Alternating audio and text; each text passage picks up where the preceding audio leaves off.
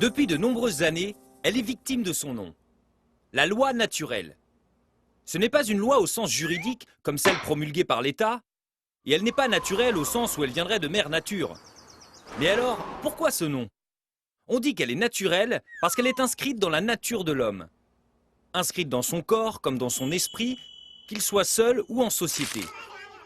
C'est pourquoi, par notre simple jugeote, nous sommes capables de distinguer le bien du mal. Nous mettons alors en marche notre volonté pour nous guider dans notre relation à nous-mêmes et aux autres. Mais notre liberté de jugement est limitée et faillible. Elle est soumise aux conditions physiques, psychiques et sociales de notre existence.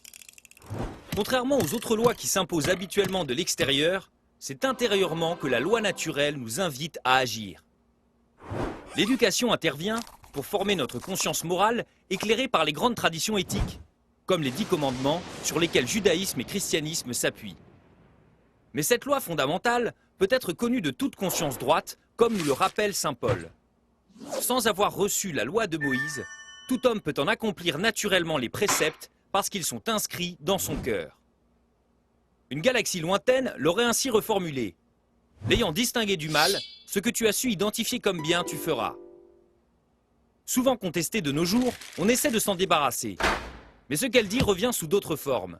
Les droits de l'homme, l'impératif écologique, l'éthique dans la science. Face aux aléas de la vie, à nous, chrétiens, de rendre concret ce que cette loi nous rappelle. Agir dans la vérité et l'amour.